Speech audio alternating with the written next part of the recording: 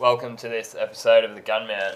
This is part 5 of the transformation of my XF Falcon into a replica race car.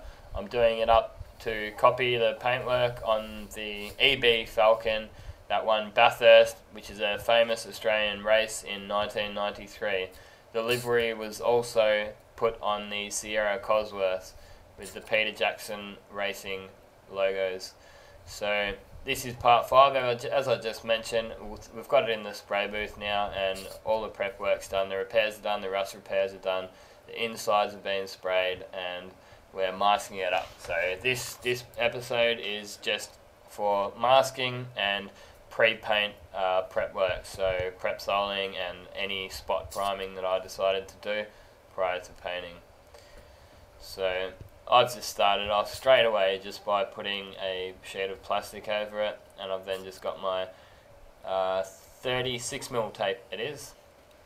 So, or you can use 2-inch or the skinny stuff if you prefer, but I didn't end up doing any backmasking on this job, so you could backmask it first if you wish, but I didn't end up. I just decided to mask just straight over the top.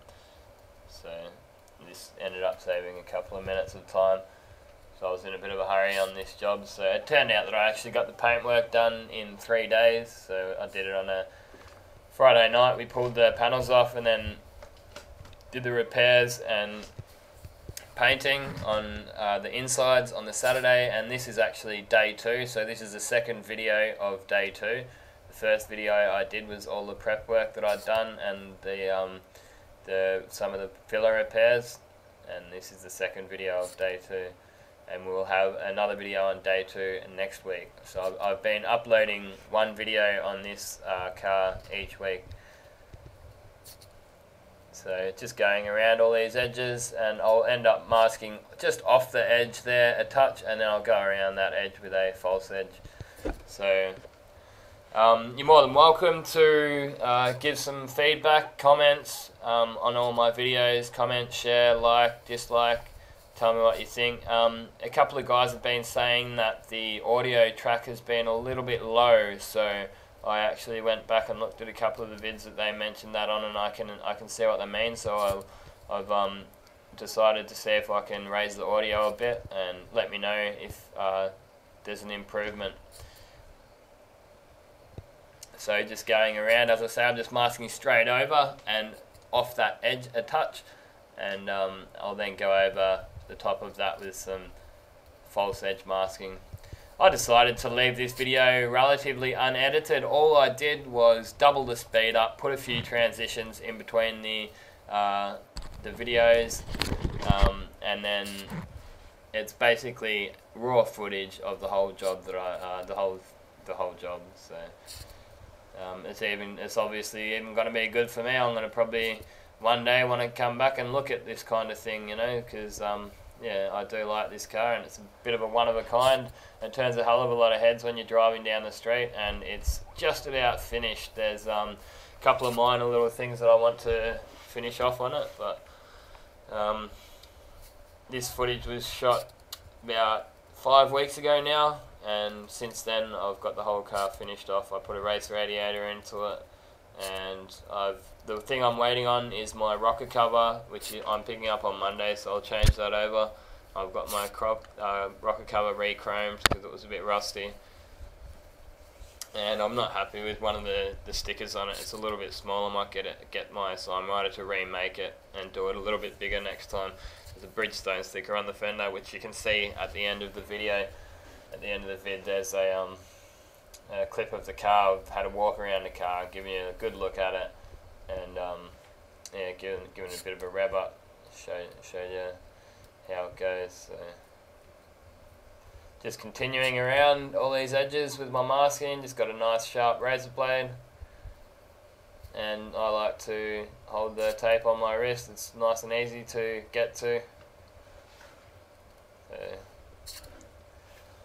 with the engine bay, I just ended up using paper on all the edges, because sometimes the plastic can flap back up, and when you hit it with the air, whereas the paper is a bit more rigid, so it's less likely that it's going to land back into the paint.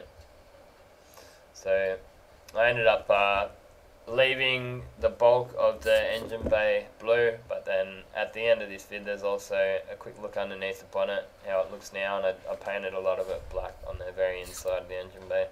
I think it was the best way to get around it. There's no way I was going to pull the engine out just for the sake of painting it. But I spent a bit of time on doing the black work, and it looks quite nice now. So there's a link to my Facebook page in the comments box down the bottom. Check it out if you haven't already.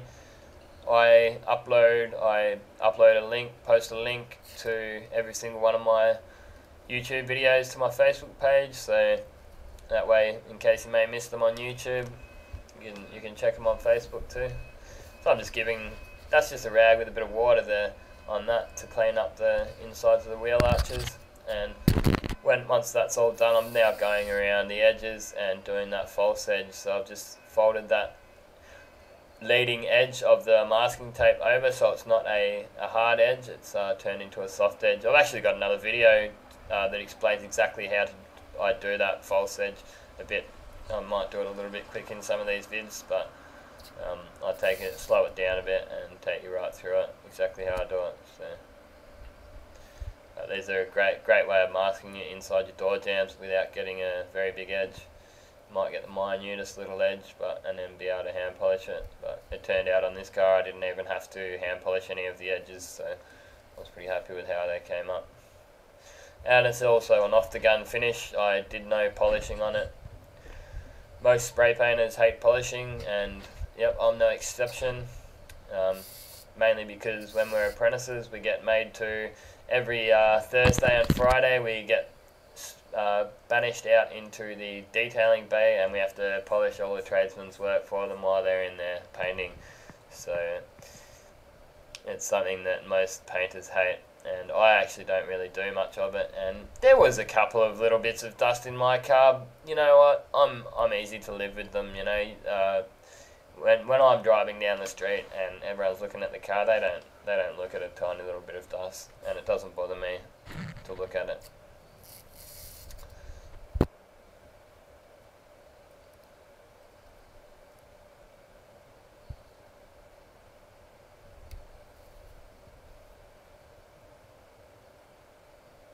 So this is a Australian-built Ford Falcon. For those who don't know what an XF is, for some of my international viewers, I notice a lot of Americans watch my videos. So this is a 1985 XF Falcon is the model. It is the most built Australian Ford ever. The most built Australian Ford model. There was approximately 270 odd thousand of these built. They were built from 1985 to 1992. I think they built the last one in 92 or 93. They built utes, they built wagons, but one thing, they never came out with a V8 in them. The models prior to this came out with a V8, and the models after this came out with a V8, but Ford Australia actually dropped production of the V8 for about 8 or so years, and this was... They decided to put in a big 6, so they're a 4.1 litre or a 250 cross-flow engine. Actually quite a well-known engine around the world. I know they built them in England too, because I saw a TV show and they had these same engines, the 250 cross-flows Ford engine, in some cars over there in England as well. So get a lot of easy to work on. You get a lot of grunt out of such a big 6 as well, so they're a straight 6. Mine's got a carby. They also came out with EFI as well. Mine was the first of the XS. This is the 85 model. So now I've got all the masking done. I'm just blowing it all off, just with a rag, because there's going to be a slight film of dust that may have accumulated on it.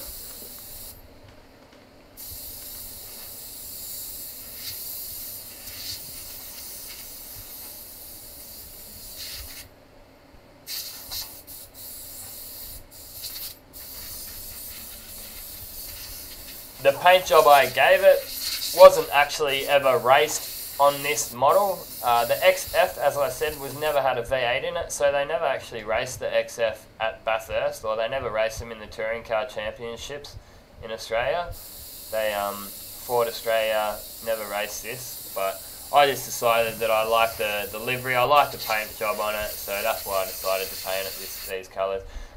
The model previous to this was the XD XE Falcon, and they had some different liveries, but they were the same shape basically, and a few cosmetic changes with the headlights and stuff like that. But I had a look at the race car paint jobs on them, and I decided I liked this one a little bit better, so that's why I decided to do it. Coming up in the next few videos, next couple are probably going to be painting on the panels, but after a few videos we'll end up doing the racing stripes. So I'll take you through how I actually spray the racing stripes down the side. It's got two stripes on it. It's got the yellow and the red. So I'm just going around and just putting some 1K etch primer over my filler repairs. I finished them off so well that I decided it didn't end up needing any 2K primer. I ended up just painting straight over this etch primer, and I'm extremely happy with how it came up. So I was on a bit of a time frame. I was doing long days when I did this, and I just didn't want to have to stuff around for too long. It's my car. I'm the only one that I have to keep happy, and I am happy. So I'm not doing this up to sell at all. But if I was, I'm sure I could make a bit of money off it. I changed the wheels over as well from the ones that you see on there at the moment. I painted them up, so that's going to be another video.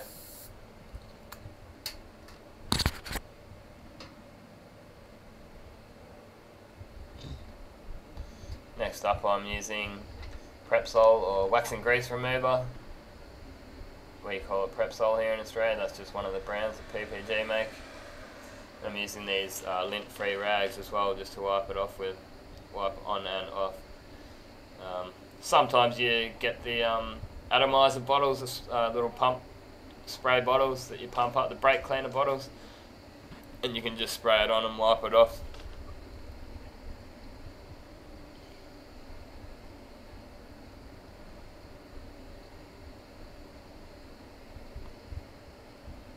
So that racing stripe I was telling you about ends up running through the whole bumper bar, through the rear bumper, the quarter panels, the bottoms of the doors, and the fenders down low as well. So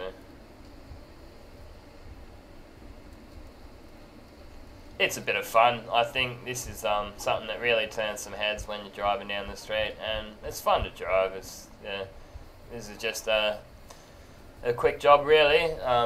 Yeah, just obviously it wasn't a restoration by any means. If it was a restoration, I would have paint stripped the whole car, and the way I fixed the rust in another video you may have seen, I just patched it up. If I was restoring it, yep, I'd paint strip the whole thing and cut patches out, weld them in, and do it a different way. But this is just an opportunistic bit of fun. The place that I work at the moment, I'm just an employee. I don't own this workshop. But my boss is a really good bloke, and he just said, mate, go for it. Just, yeah, you can paint your car on the weekend. Turned out I did it we had a long weekend. We had the Monday off. We came in on the Friday afternoon. I started it after work.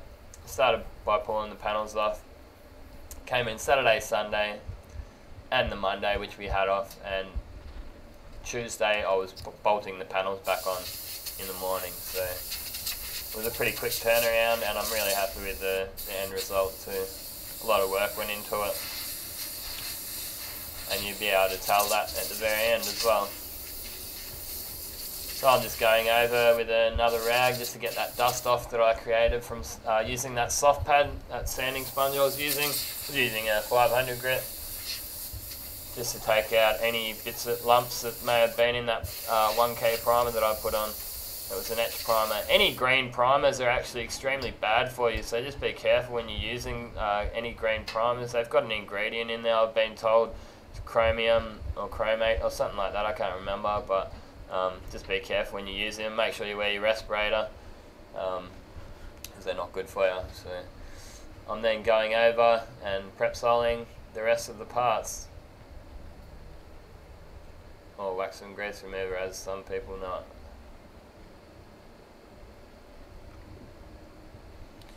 Any questions are welcome. I get a lot of questions these days, and a lot of people have been posting them as private inboxes to me on my Facebook page and stuff like that. And I've decided it probably won't be too long until I disable messages. And that's not to be rude. I don't mind answering questions, but I think the best way to do it is if you post it as a comment on the Gunman's actual page, because if you've got a question, there's a good chance that someone else probably wants to ask the same question, and people can have a look at those posts that you've made, and people can join in, make it a bit of a conversation, rather than it just being me privately answer questions. Make it a public thing, I think, is probably better, and it makes it so that others can learn from your problems and put their input in as well. So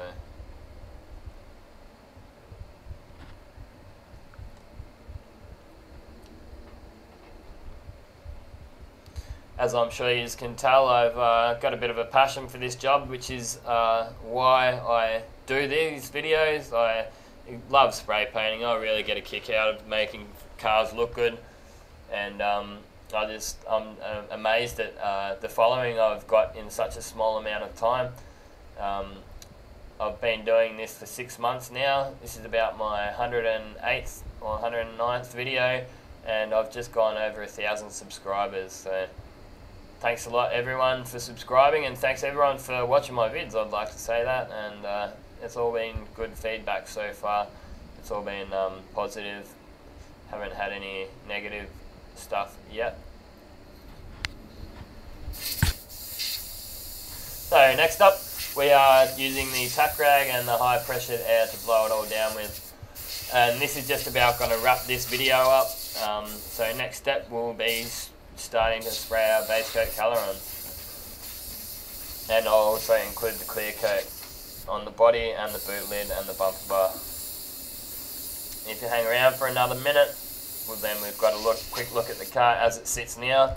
Quick walk around the car, give you a look at it. And at the very end there's a couple of links that you can click on to a couple of my other vids if you haven't already seen them. The car that you can just see through the other spray booth is my boss's car. He's got a really nice HX Holden, old Holden. They're taking it to a bit of a car show tomorrow in Fremantle, Coffee and Car Club. So if you want to get to have an actual look at my car in the flesh, you can come down to Fremantle. Got a Coffee and Car Club. Come down and say good day to me. I've got some business cards. You can come and check us out if you're in the Perth area.